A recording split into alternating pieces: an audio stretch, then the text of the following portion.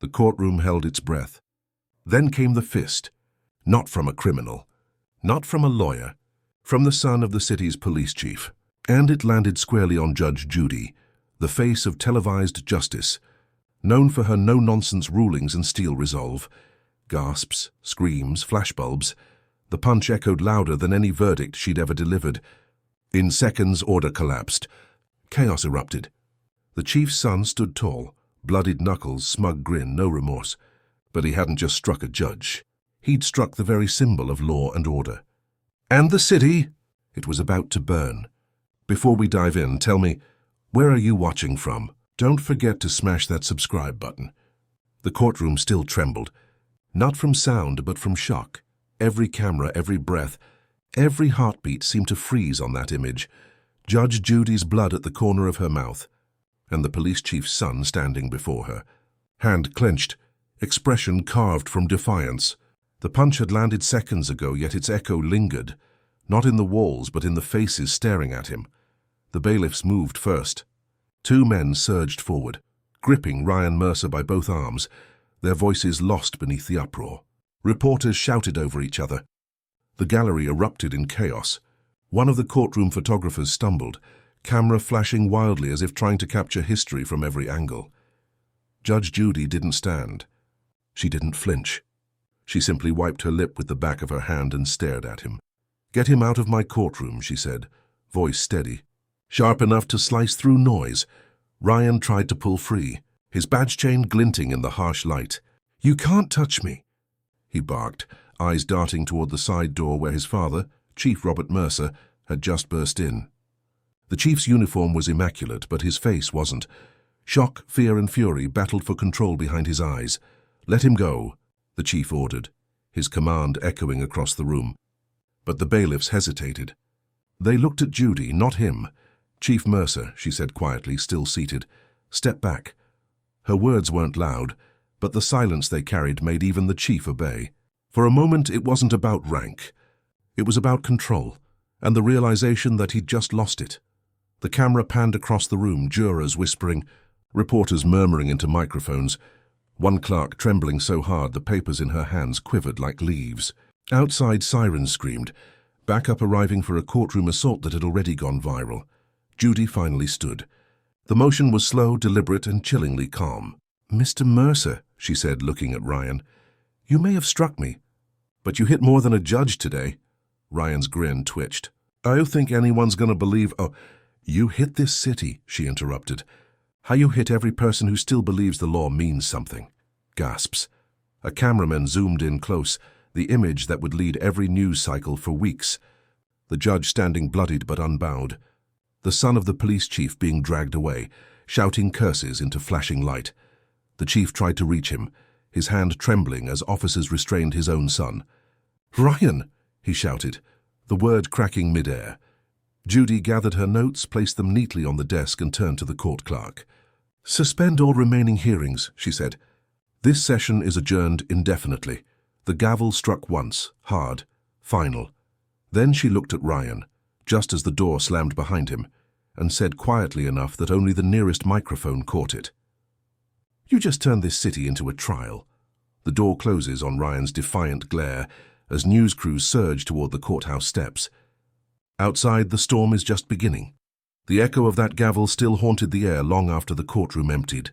The benches sat overturned, cameras still blinking red, as if the chaos itself refused to leave. The floor bore streaks of blood and shoe prints, the silent evidence of a moment that had already torn through every screen in America. Judge Judy remained at her bench, alone, unmoving. The bailiffs lingered near the door, unsure whether to speak. One finally stepped forward, voice low.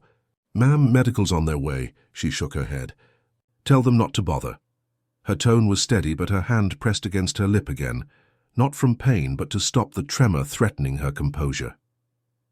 The chief entered quietly this time.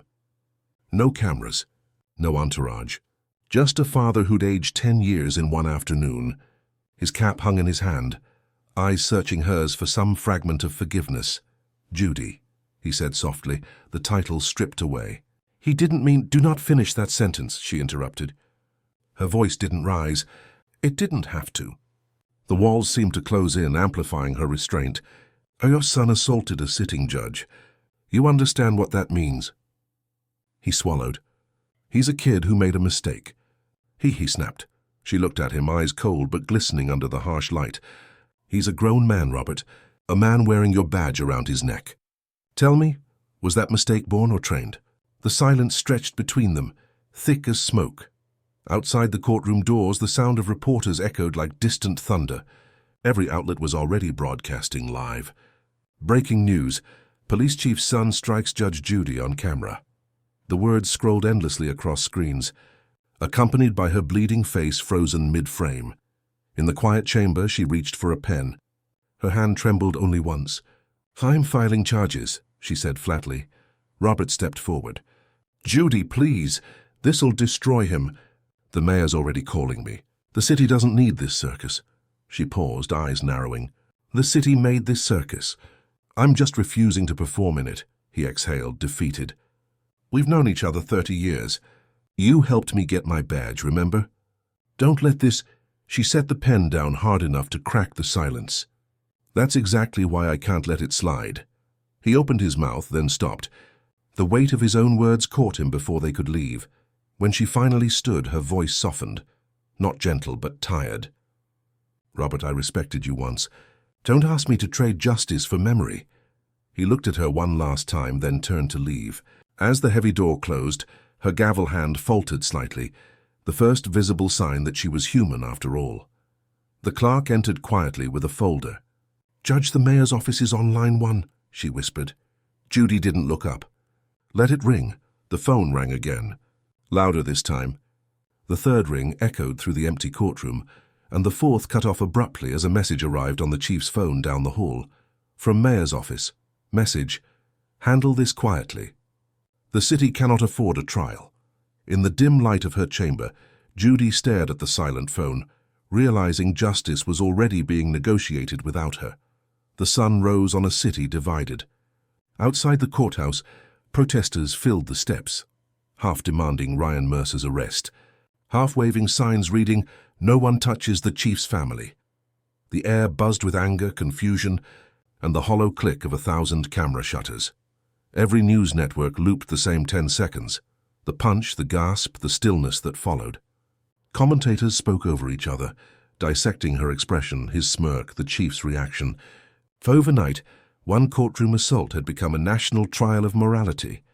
Inside, Judge Judy walked the same marble hallway she had ruled through for decades. But today each step echoed differently, heavier, lonelier, like the building itself was watching her. The clerk followed closely, holding a thick stack of press requests. "They all want your statement," she murmured. Judy didn't answer. Her silence had become her armor. In her chambers, the blinds stayed half-drawn, slits of sunlight cutting across stacks of old case files. The scent of coffee and printer ink lingered, the smell of long days and stubborn truth. She set down her gavel beside a small framed photo of her first year on the bench. Back then she believed in justice as something clean. Now it felt stained. A knock broke the quiet. It was Mia Torres, a young journalist from the Metro Tribune, badge lanyard swinging nervously against her chest. "Judge Judy," Mia said, her voice hesitant but steady. "I'm not here for a quote. I'm here for the truth." Judy looked up, one brow arching slightly. "The truth isn't a headline, Miss Torres.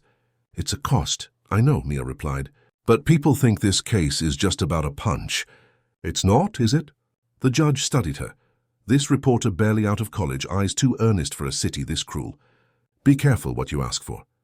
The truth tends to bite." Mia nodded, setting a small recorder on the table.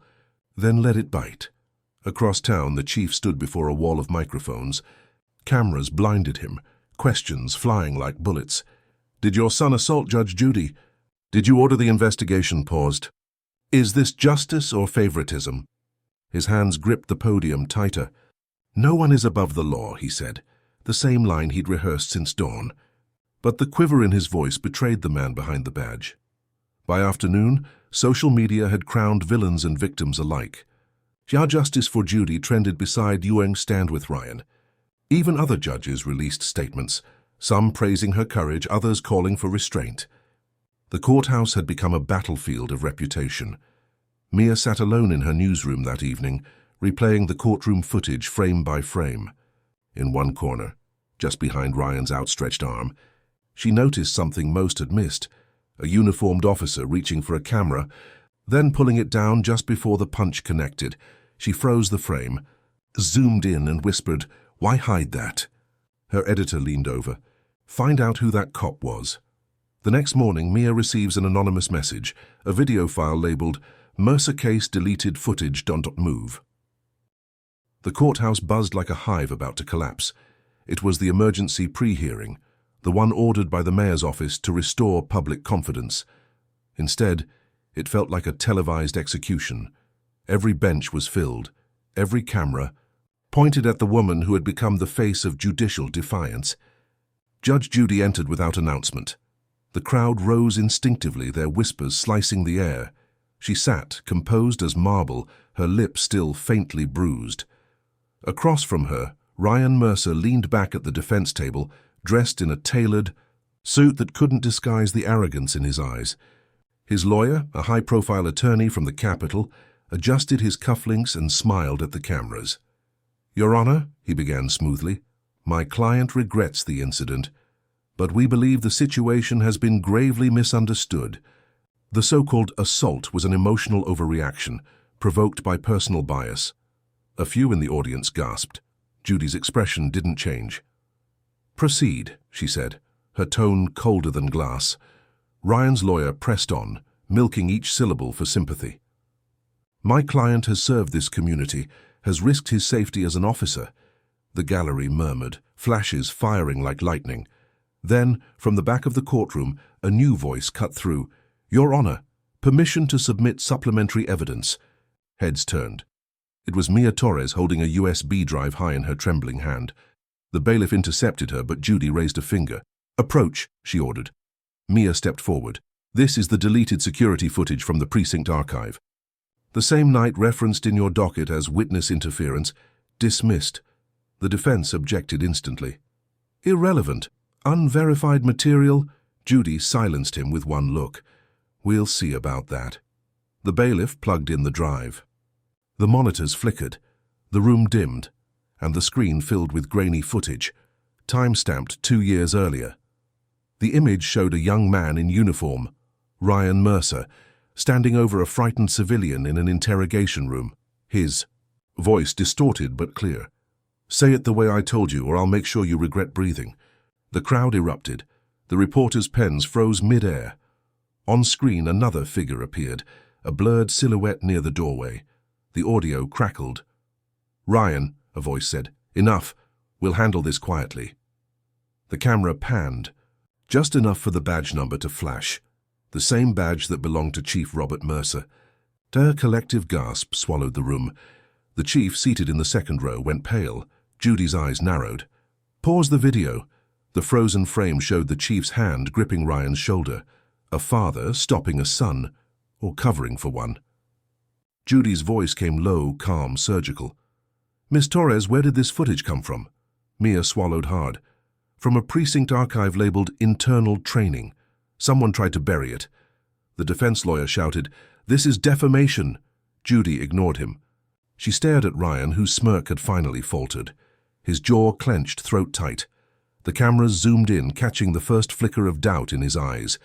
For a moment, the entire courtroom seemed to hold its breath, the truth finally bleeding through the cracks. Then Judy said, almost in a whisper, "The record will show that this footage originated inside police headquarters." A murmur swept the room, realization dawning in every face. The corruption wasn't just personal, it was institutional. As the hearing adjourns in stunned silence, Chief Mercer exits through a side door, his phone buzzing violently. On the screen, message from the mayor. "We told you to contain this. Now it's too late." The city could not unsee it. By morning, every major network replayed the footage frame by frame. The chief's hand on his son's shoulder, the quiet proof that justice had been twisted from within. Anchors whispered phrases like systemic rot and blue wall collapse. The Mercer name, once synonymous with law and order, now carried the scent of scandal. In the chief's office, the blinds were drawn tight. A small American flag drooped in the corner, its fabric unmoving as if even patriotism refused to breathe in this room. The chief sat behind his desk, his uniform jacket draped over a chair and stripped of its pride. Across from him, two men from Internal Affairs waited in silence, recorders on. "You authorized the deletion of evidence," one of them said flatly. "We traced the server path. The order came from your credentials." Robert Mercer's jaw flexed. "I didn't order it deleted. I ordered it reviewed." "Reviewed?" The investigator leaned forward. "At 2 in the morning? 2 days before? Your son's disciplinary board was set to meet?" The chief exhaled through his nose, a sound that carried exhaustion and guilt in equal measure. "You think I'd risk 30 years of service for a file?" The investigator's silence answered for him. Across town, Judge Judy sat in her chambers, reviewing the footage again. Not for evidence, for understanding. Each pause, each shadow, each voice layered with history. She'd tried to believe still held integrity. The file had burned more than reputations. It had singed her faith in the badge itself. The door opened quietly. It was her clerk, pale and hesitant. "Ma'am, the mayor's office just called. They'd like to meet privately, off record." Judy didn't look up. "No. They said it's urgent. I said no." Her tone cracked like dry wood, then softer. "Justice isn't private, Emily. If it's off record, it's wrong." The clerk nodded and backed away. Moments later, Mia Torres appeared at the door, holding her notepad like a shield. "Judge," she began cautiously, "I need to know what happens now. The public's waiting for your statement." Judy finally lifted her eyes. "You think the public wants truth? They want blood." Mia hesitated. "Then maybe it's time we show them what truth actually looks like." Judy studied her for a long moment, the kind of stare that weighed courage against consequence. "Careful, Miss Torres. You dig too deep into corruption, it tends to dig back." Mia gave a faint smile. "Then I guess I'll bring a bigger shovel." Meanwhile, Ryan sat in his penthouse apartment, surrounded by silent screens flashing his own face. Headlines scrolled endlessly beneath. "Cop's son or criminal?" "Judge bleeds. City divides." He hurled his glass against the wall, the crash lost beneath the noise of his own breathing. The phone buzzed. A text from an unknown number. "Check your father's desk drawer. He kept the original memo." Ryan stared at it, confusion flickering into dread. At police headquarters, a janitor found that same memo half an hour later, unsealed, stamped confidential, and smeared with coffee. The headline read, "Evidence Handling Approval, signed Chief Robert Mercer. Judge Judy receives." An anonymous envelope on her desk that evening. No return address, no note. Inside, a single copy of that memo. Every great city needs its heroes, until it starts asking what they're made of. By dawn, the courthouse steps looked like a war zone of conviction and confusion. Protesters carried cardboard signs painted with slogans that clashed in the wind. "No one above the law" and "Protect the Blue." A man in uniform shouted at a college student holding a photo of Judge Judy mid-strike.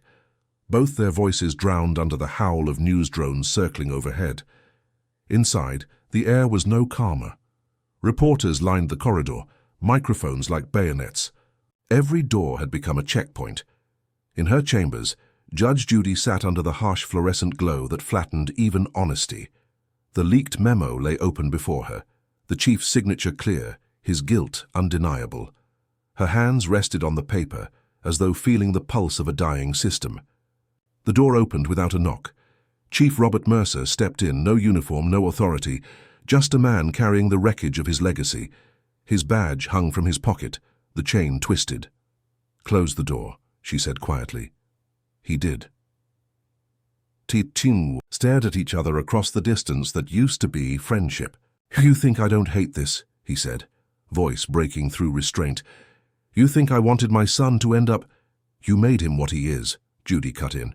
"You taught him that power means protection, that law is a favor you can bend." He flinched but didn't deny it. "I was trying to protect my family." She leaned forward, her voice lowering into something sharper, colder. "You weren't protecting your family, Robert. You were protecting your name." There's a difference. He stared at the floor, breathing ragged. You don't know what it's like having everyone expect perfection. One mistake and the whole city eats you alive. She stood, eyes burning through him. Then you should have taught your son how to face consequence, not how to bury it. The silence that followed felt heavier than judgment. He reached into his coat pocket and placed his badge on her desk. The metal gleamed under the light, a relic of authority now stripped of its meaning. Take it, he said softly. Maybe it'll weigh less in your hands. Her gaze didn't move from it. I don't collect trophies. Outside, the sounds of shouting grew louder, chants rising, police lines forming. The courthouse vibrated with the city's divided heart. Mia Torres stood near the steps, broadcasting live. We are witnessing something unprecedented, she said, voice trembling with the gravity of it. A judge refusing silence, a police dynasty imploding in real time. Behind her, Ryan appeared. At the top of the steps, flanked by his lawyer, smirk back in place. My father's done enough damage, he told the cameras. Now it's my turn to defend myself. In the newsroom, Mia's phone buzzed. A new text from an encrypted sender. He's lying. Look at the evidence log timestamp. She froze, the words echoing like prophecy. Inside the courthouse, Judy's clerk hurried in. Judge, she whispered urgently. The evidence log. Someone changed the entries last night. Judy looked up, eyes narrowing. Who authorized it? The clerk hesitated. The system shows the chief's credentials. If you were sitting in that courtroom, would you protect your family or protect the truth? A new text flashes across Mia's screen. This wasn't the chief. Someone used his access after midnight. By now, even the chief's voice trembled when he said the word justice. The city had stopped pretending. Patrol cars moved through jeering crowds, not with sirens, with shame. Storefronts displayed televisions tuned to the same broadcast, the Mercer scandal, Day 4. Commentators called it a slow-motion collapse of trust. Inside the courthouse, the lights buzzed weakly, like they too were tired of judgment. Judge Judy sat alone in her empty courtroom, the memo from the chief beside her, the reprinted evidence log in front of her. She'd spent the night studying, every timestamp, every entry, and something didn't add up. The chief's credentials had been used hours after he was already in custody for internal review. Someone else was inside the system. The door creaked open. Her clerk stepped in, whispering, Judge, the counsel's threatening to suspend hearings. They say this case is destabilizing the city. Judy didn't look up. Justice has always been destabilizing. That's its job. Across town, Ryan sat under studio lights, giving an interview that would make his publicist proud and his conscience rot. His tie was perfect, his smirk rehearsed. I overreacted, he told the reporter smoothly, but I think the bigger story is how this judge has turned a personal grudge into a political war. The interviewer nodded eagerly, feeding the narrative. You believe she's biased against your family? Ryan leaned forward. She's been after my father for years, everyone knows that. The screen flickered in the courthouse lounge as officers watched the interview in grim silence. One muttered, He's digging his own grave. Another replied quietly, No, he's trying to drag her in with him. Meanwhile, Mia Torres sat at her cluttered desk, surrounded by open files and half-empty coffee cups. She stared at the evidence logs, tracing the metadata from the leaked memo. Then she saw it, a small code attached to the altered file, J72. Her stomach dropped. That was the judge's own internal user tag. She whispered, No, that's impossible. Before she could verify it, her phone buzzed again, the same encrypted number. Message, the judge's account was used, but not by her. Her pulse quickened. Then who? She muttered. Back in the courtroom, Judy looked up as a bailiff entered. Your Honor, there's someone requesting to see you. Says it's urgent. Who? He hesitated. A court clerk from the records division. She brought something. Moments later, a nervous young woman entered, holding a sealed manila envelope.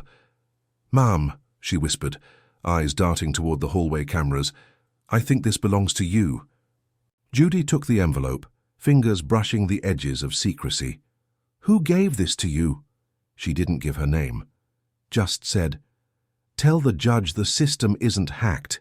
"It's haunted." Judy frowned, slicing the seal with her letter opener. Inside was a single sheet of paper, a confidential audit report stamped 3 weeks prior. Across the top in bold letters, "Unauthorized access, judicial terminal, user J72, and beneath it, a signature. Her own. Her heart froze. The room felt smaller, air thinner.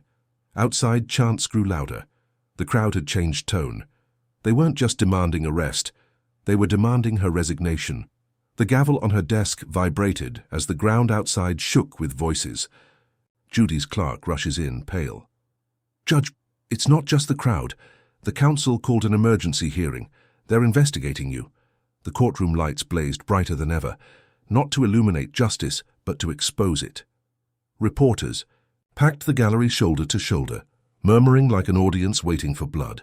The seal of the city gleamed behind the bench, where Judge Judy now sat not as judge but as the accused. For the first time in 3 decades, she faced the same chamber from the opposite side of the bench. Across from her stood the oversight panel. 3 stone-faced officials, their microphones polished and cold. At the center was Councilwoman Layla Grant, a woman with a smile sharp enough to cut glass. "Judge Judith Sheindlin," she began, voice smooth and lethal, "you stand before this tribunal to answer allegations of misconduct and concealment of evidence tied to the Mercer investigation. Do you understand the charges?" Judy nodded once. "I understand the politics," she replied. A ripple of laughter moved through the press pool. The cameras leaned closer. Councilwoman Grant continued, "We've received documentation indicating that you signed a sworn statement related to the Mercer family 2 years ago, a statement concealed from record until this week." Mia Torres sat in the back row, notebook clutched tightly. Her stomach twisted. She hadn't known the witness statement she'd uncovered was signed by the judge herself. Judy's attorney, a measured man in a grey suit, rose. "Madam Chair, that statement was part of a confidential protection order, not a cover-up." Grant's smirk didn't waver. "Then the court will have no objection to reading it aloud." The room quieted. Paper rustled. The statement was read, "The witness in question must remain undisclosed to ensure personal safety. Any further inquiry may result in harm or obstruction." And there it was, Judy's signature. Gasps erupted like thunderclaps. Reporters scribbled furiously. A camera flash exploded. Grant leaned forward. "Did you conceal a key witness from a criminal investigation, Judge Sheindlin?" Judy's eyes stayed fixed ahead. "I protected a life. The system wanted silence. I gave it sanctuary." Grant's tone turned icy. "And who decided which life was worth protecting? You?" Judy didn't blink. "Someone had to." The chief sat in the front row, head in his hands, the weight of irony almost too much to bear. His son, now publicly defiant, whispered to his lawyer, "She's finished." Judy caught the whisper. Didn't flinch. "The truth has a strange way of surviving, Mr. Mercer," she said calmly. Grant slammed her folder shut. "Effective immediately, this panel recommends your recusal from the Mercer case. A judge under investigation cannot preside over a related matter." The crowd roared, half triumphant, half horrified. Judy stood slowly, her robe catching the light like black fire. "Then so be it. But remember this, removing the judge doesn't stop the verdict. It just delays it." She turned and walked toward the exit, cameras following every step. Outside the double doors, Mia intercepted her. "Judge, what does this mean?" Judy stopped, gaze steady, voice low. "It means the city's not done bleeding yet." A bailiff approached, whispering urgently, "Ma'am, the press already has the story. They're saying you signed that file to save someone connected to the Mercers." She turned to him sharply. "They're half right." As Judy disappears, down the corridor, a breaking alert flashes on courtroom screens. "Exclusive witness from Mercer case comes forward. Claims Judge Sheindlin hit him." The courthouse felt colder now. Not because of the air conditioning, but because of how quickly respect could turn into suspicion. Reporters crowded the marble hallways, their voices overlapping in a fever of accusation and disbelief. Every word echoed off the high ceilings like a verdict that had already been delivered. Judge under fire. Hero or hypocrite? Did she hide the truth? Outside, the protests had mutated into something uglier. Cardboard signs once demanding Ryan Mercer's arrest now bore new slogans. Investigate the judge. No justice for the corrupt. The same people who cheered her defiance were now chanting for her removal. Judge Judy sat in a conference room, surrounded by her attorney, 2 ethics board members, and a growing pile of printed accusations. Her reflection stared back from a wall of glass, a face still fierce but weary beneath the layers of defiance. The lead ethics officer cleared his throat. Judge Scheindlin, the panel needs to know one thing. Did you falsify court records to conceal a witness?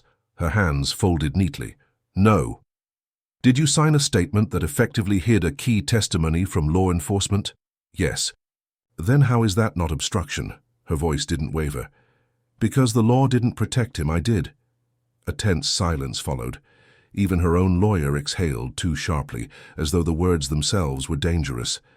At that exact moment across town, Chief Mercer faced a different kind of trial, the court of public opinion. His press conference was supposed to calm the storm. Instead, it poured gasoline on it.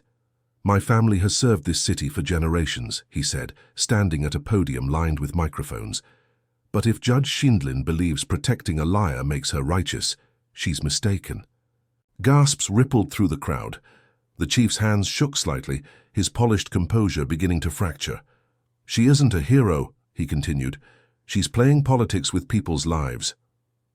When the footage aired that night, commentators dissected every syllable. Some called it a desperate deflection. Others said, even the chief knows she's hiding something. Back in her darkened chambers, Judy watched the broadcast in silence. The glow from the television cast sharp shadows across her face, the lines of fatigue deepened by betrayal. She'd expected the city to rage, but not from him, a knock at the door. Mia Torres entered cautiously, clutching a folder. They're saying you lied, Mia said softly. That the witness was part of a cover-up. Judy didn't turn away from the screen. Then I guess we both know what comes next. Mia hesitated, then slid the folder across the desk. These are affidavits from people who worked that old case. Some of them say the witness disappeared because someone in the department threatened him, not you. Finally, Judy looked up. And you believe them? Mia nodded. I believe the truth has more layers than headlines.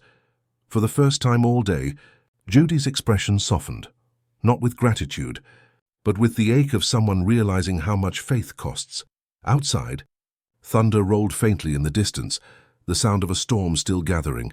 She whispered, almost to herself, I've spent my life defending justice. Maybe now it's time justice defends itself. Mia tilted her head. How do you plan to prove it? Judy reached for the folder, her voice low, resolute. By finding the witness. He's the only one who can tell the truth neither side once heard. Do you think remorse should erase guilt? Or does justice demand punishment no matter what? Judy signs an official request to reopen the original Mercer case, just as her clerk bursts in, pale-faced. Judge, someone just sent a message to the newsroom. The witness. He's alive. The courthouse lights flickered as if the building itself exhaled after days of holding its breath. Judge Judy sat behind a closed door, staring at the single line of text on her monitor. Witness confirmed alive and under protection. Her hand hovered over the mouse, unsure whether to click the attached file. Not out of fear of what she'd find, but of what it would confirm. That the past she buried in silence was finally clawing its way back to the surface. A soft knock. Come in, she said, voice steady though her pulse was not. Mia entered, hair damp from the rain, holding a printed document that looked older than both of them. I found something in the archives, she said. It's about that witness, Eli Harper, the one you hid. Judy looked up sharply. I didn't hide him. I kept him alive. Mia laid the paper on the desk. It was a relocation record. Faded, stamped Federal Protection Order, confidential. In one corner, Judy's own signature gleamed faintly under the fluorescent light. Why didn't you tell anyone? Mia asked, not accusing. Genuinely trying to understand, Judy's gaze softened, tracing the ink of her own name. Because if I had, he'd have been dead by morning.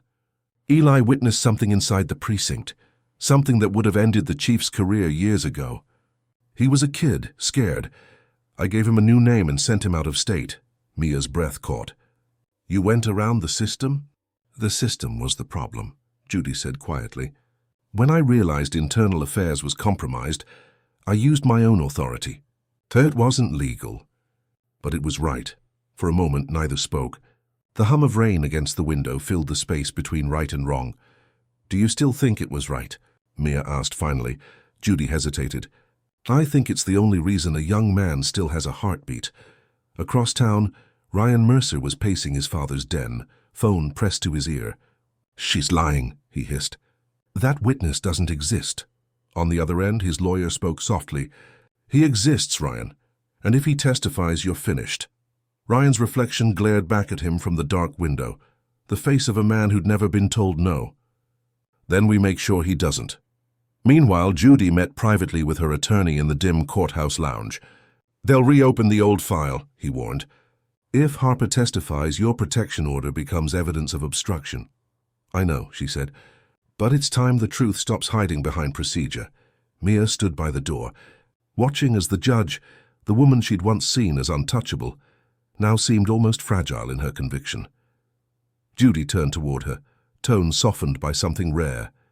Humility. Find him, Miss Torres. Bring him here. Let the world hear what he's been running from. Mia nodded. You trust me with this? I trust you to care, Judy replied. That's rarer than justice these days. Outside, thunder rolled through the skyline, scattering the protest crowds. Cameras flashed as reporters shouted updates no one could confirm. Back inside, the computer pinged. A new message appeared on Judy's screen. He's ready to testify tomorrow noon. She closed her eyes. Then tomorrow, she whispered, we end the silence. As she shut down the monitor, a second notification appeared, one she didn't see. Senator unknown message. He's not the only witness. The courtroom filled before sunrise. Word had spread like wildfire. The missing witness was coming home. Reporters camped on the steps, cables snaking across wet pavement, breath visible in the morning chill. Every major outlet streamed live. But inside the heavy oak doors the air was still, expectant, afraid. Judge Judy returned to the bench, not restored, but resolute. The ethics cloud still hovered, but the tribunal allowed her to preside one last time for the sake of testimony. Her robe carried a different weight now, less about power, more about penance. Across the aisle sat Ryan Mercer, flanked by his new defense counsel, jaw locked, eyes hollow. His father, the once untouchable chief, occupied the front row, head bowed, his badge absent. The city's power, once worn like armor, now felt like a wound. The bailiff's voice cracked through the silence. Calling witness Eli Harper to the stand, the courtroom turned as the doors creaked open.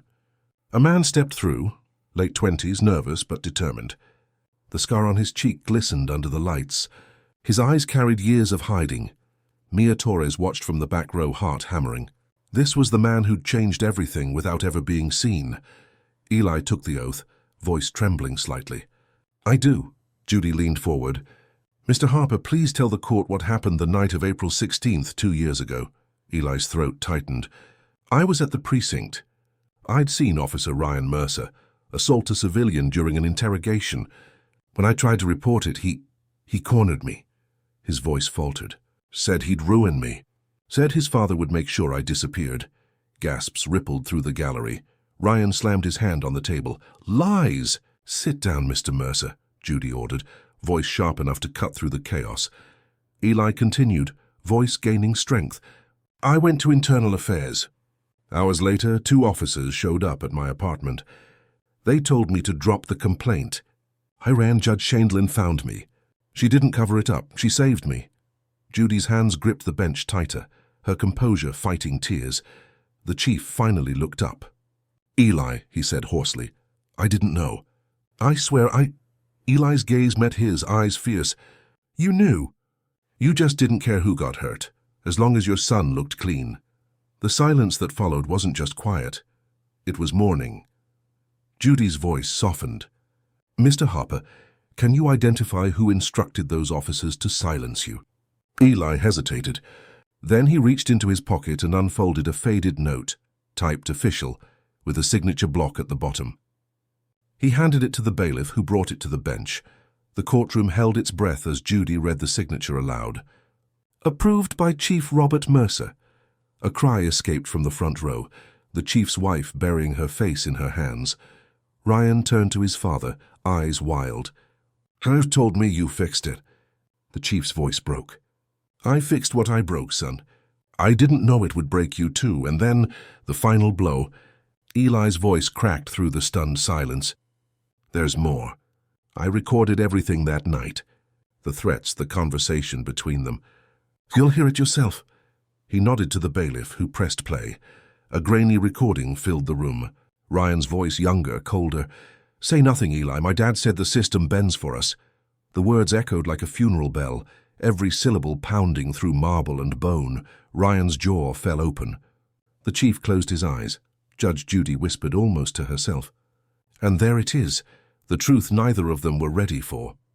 The recording ends abruptly, replaced by another voice, female, trembling but familiar. "If this gets out, they'll come for me too." The timestamp reveals the voice was recorded in Judy's own chambers. For a full minute after the audio ended, no one moved. The courtroom had gone soundless. No scribbling pens, no camera clicks, not even breath. Only the faint hum of the playback system, looping back to silence, and the echo of those 7 words. "My dad said the system bends for us." Then, like the slow crack of thunder after lightning, the room reacted. Gasps first, then murmurs. Then the fevered rustle of reporters clawing for statements. The sound was chaos in slow motion, disbelief learning how to breathe. Judge Judy rose from her bench. "Order," she said, though her voice carried more weariness than command. The gavel struck, but the sound felt different now, not like authority but like closure approaching. Ryan sat frozen, eyes wide, the smirk that had defined him gone entirely. His lawyer whispered something, but he didn't hear. Across the aisle, the chief sat rigid, pale, the paper of Eli's testimony trembling in his hand. For the first time in decades, Robert Mercer looked smaller than his badge. Eli Harper stood, his voice steadier than before. "That's what this was always about," he said to no one in particular. "They thought they were the law, but the law isn't a family name." Judy looked down at him, and there was no triumph in her expression, only sorrow. "You've done enough, Mr. Harper. You may step down." As the bailiff escorted Eli out, the chief finally spoke, his voice a ghost of its former self.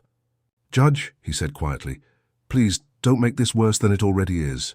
She turned slowly toward him. "Worse?" Her tone sharpened. "Your department silenced witnesses, buried cases, protected brutality. And you call this worse?" His shoulders slumped. "I was trying to hold the city together." She stepped closer. "You were holding it down." A murmur swept the gallery, a low, almost reverent sound, the crowd realizing the old order was dying right before their eyes. Mia Torres watched from the back, heart pounding. Her recorder captured everything, the fall of a dynasty, the rebirth of truth. But instead of satisfaction, all she felt was gravity. The chief stood, his voice breaking. "You don't understand. Everything I did for the city." Judy's gaze softened, but her words did not. "And now the city will decide if it wants to forgive you." He reached into his pocket, pulling out his tarnished badge. He stared at it for a long time, the symbol that once made him untouchable, now burning his palm like a confession. Then, in a motion that silenced every murmur, he set it gently on the defense table. It clinked once, a metallic heartbeat dying out. "Justice isn't blind," he whispered. "It just stopped looking at me." He turned toward his son. Ryan's lips parted, searching for words that no longer existed. As the chief was escorted away, the camera flashbulbs flickered like lightning over his bowed head. Judge Judy sat again, her hands trembling slightly as she gripped the gavel. "This hearing," she said, "will recess until further notice." She paused, looking at the empty space where the chief had stood moments before. "And for the record," she added softly, "truth didn't destroy this city. Arrogance did." The gavel fell, echoing like a gunshot through a house of mirrors finally breaking. In the gallery, Mia's phone buzzed with a new message from the anonymous source. "You're not done. There's one more file. The judges. The courthouse." Emptied in uneasy silence, leaving only the echo of footsteps and the metallic scent of truth still hanging in the air. Judge Judy sat alone on the bench long after the last camera had been wheeled out. Her reflection glimmered faintly in the polished wood of her desk, two versions of herself staring back. One, the unbreakable judge the world believed in. The other, the weary woman who'd just watched decades of justice collapse around her. The door creaked open. Chief Robert Mercer entered quietly, wrists bare, no badge, no rank. His face was drawn, his eyes sunken, the weight of legacy pressing on every bone. "Do you still think you did the right thing?" he asked softly. She didn't look at him. "I didn't do the right thing, Robert. I did the necessary thing." He exhaled, shoulders sinking. "They're calling for my resignation. Internal Affairs wants full confession statements." "You'll get yours, Judge. You deserve that much." She finally turned to face him. "You think this is about me? You think any of this ever was?" He gave a weak, almost broken smile. "You always did like pretending it wasn't personal." Her silence answered for her. From the hallway came the sound of muffled shouting, Ryan's voice sharp, cracking with panic. "You told me it was handled. You said she'd never find him." His father's expression fractured. "He blames me for everything now," Robert murmured. "And maybe he's right." Judy stood, her robe falling heavy around her. "He's your son. You raised him on power and privilege and called it protection. He doesn't know how to lose because he's never been taught that losing can be grace." Robert's eyes filled, not with anger, but recognition. "And now?" "Now," she said softly, "you teach him the one thing you never did, accountability." A moment passed. Then the chief reached into his coat and withdrew a folded document. He laid it on her desk, a formal statement. The first line read, "I, Chief Robert Mercer, take full responsibility for all obstruction committed under my command." Her breath caught. "You're confessing." "I'm freeing him," he whispered.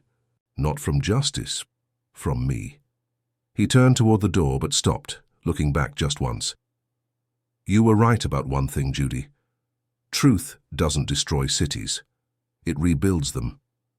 Just not the way we imagined." As he left, the courtroom doors opened wider. Ryan stood outside, still shouting, his voice echoing down the marble hall. Reporters circled like vultures. His lawyer tugged at his arm, but the younger Mercer wouldn't budge. "She ruined us!" he yelled. "She ruined everything!" From the gallery above, Mia Torres watched, camera in hand. But this time she didn't record. She just watched.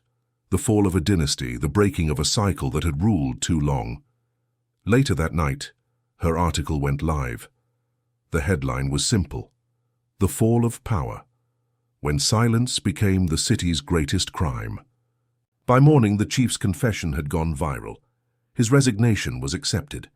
Ryan was charged with obstruction and aggravated assault, and for the first time in years, the courthouse steps were filled not with protest, but with quiet. In her chambers, Judge Judy read Mia's article by lamplight. Her eyes lingered on one line. "Justice doesn't wear a badge or a robe. It wears scars, and sometimes it bleeds to prove it still lives." A faint, tired smile tugged at her lips. Her phone buzzed once more, a text from an unknown number. "The file you buried isn't the last secret left. The real story starts with you." The courtroom smelled faintly of dust and rain. Outside, the city had gone strangely still, as if it too were waiting for something sacred to be decided. Judge Judy sat at the bench again, not as the unshakable titan who once silenced rooms with a glance, but as a human being who'd learned that justice, when stripped of mercy, becomes nothing but revenge in formal wear. The chief's confession had detonated across every network. Commentators called it the death of the blue wall. Others named it a redemption arc. But inside this room there was no applause, only the sound of chairs scraping and hearts breaking. Ryan Mercer stood before her now, wrists free, suit pressed. But the bravado was gone. His eyes were hollow, rimmed with sleepless nights. For the first time, he didn't look like a man performing strength. He looked like a son who'd lost his compass. "Mr. Mercer," Judy began, her tone measured but not cold, "you've been charged with assault, obstruction, and perjury. How do you plead? Ryan hesitated, jaw trembling. Guilty. The word hung in the air like a foreign language he'd just learned to speak. Murmurs rippled through the gallery. Reporters blinked, unsure how to react. Judy studied him. Not the defiant man from weeks ago, but the shadow of one finally understanding consequence. Do you wish to make a statement? She asked. He nodded slowly, hands clasped in front of him. My whole life I thought power meant protection, that my father's name could cover any sin. I thought I could swing a fist and still be the good guy. I was wrong. His voice cracked. The punch I threw wasn't just at you, Judge, it was at everything I didn't understand. And now I do. A soft murmur spread through the room. Even Mia Torres, seated in the back, lowered her camera slightly. Judy leaned back, eyes glistening beneath the fluorescent light. Understanding doesn't erase harm, she said gently. But it's the first step toward humanity. She took a long pause, the kind that carried decades of weight. Your father's actions shielded you from the law. I won't, but I will remember that the purpose of justice is not to destroy, it's to correct. The defense attorney rose, whispering. Your Honor, she raised a hand. Mr. Mercer will pay restitution to his victims, complete community service under court supervision, and issue a formal apology to the citizens of this city on record. The gavel struck softly, not with fury, but with grace. Ryan nodded, tears glimmering. Thank you, he whispered. The sound of the gavel still echoed when Mia stood, speaking for the first time.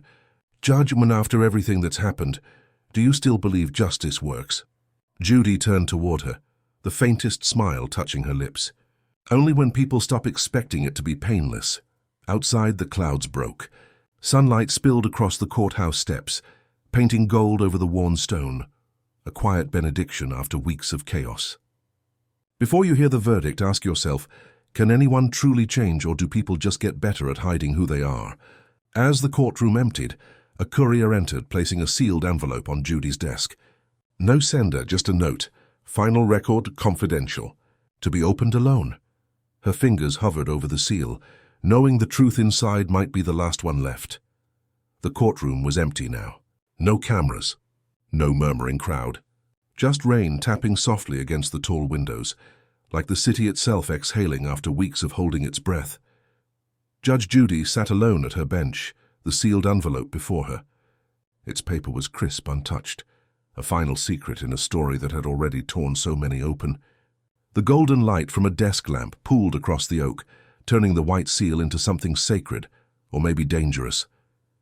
She stared at it for a long time before finally breaking it open. Inside was a single page. No court heading, no official watermark, just a handwritten note in neat slanted ink. For your eyes only, the last recording. She inserted the small flash drive into her laptop. The screen flickered once, twice, then steadied. The image was from her own chambers, taken years earlier. A younger version of her sat behind this very desk, face hard, eyes fierce. Across from her stood Robert Mercer, equally young, equally stubborn. His voice filled the room. If I pull this file, I can protect the department. And her younger voice replied, if you pull that file, you protect no one but yourself. He'd paused. Then what are you going to do, Judy? I'm going to do what you won't. I'm going to tell the truth. The video ended there. Silence took over again. But in that silence was the full circle of everything. The choices, the betrayals, the courage that once cost her everything and now restored it. Judy closed the laptop slowly. For the first time in years, her shoulders softened. The war between law and humanity, the one she'd fought in every ruling, every stare down, finally felt balanced. Not won, just quieted. The door creaked open. It was Mia clutching a file folder. She hesitated when she saw the judge without her robe. Just a woman in a white blouse, eyes tired but at peace. Judge, Mia said softly, the city's asking for your statement. What should I tell them? Judy smiled faintly. Tell them justice spoke loud enough. It doesn't need another speech, Mia nodded. Will you retire now? The question lingered. Judy looked toward the bench, her bench, the one that had witnessed rage, pride, and redemption all in the same breath. No, she said finally. Not yet. The law still needs someone who remembers what it costs. Mia's eyes glimmered. Then I'll keep telling the stories."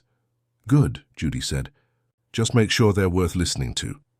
As Mia left, Judy gathered her robe from the chair, folded it neatly, and placed it beside the gavel. The room was bathed in soft amber light now, the kind that makes endings feel merciful. She glanced toward the empty jury box, the witness stand, the door where Ryan Mercer had once stormed through. Then she whispered on almost to herself, "Justice isn't loud. It's patient, it waits. Until we're ready to hear it." The clock ticked. The city outside hummed faintly, alive again. She switched off the lamp, letting the darkness return. Peaceful this time.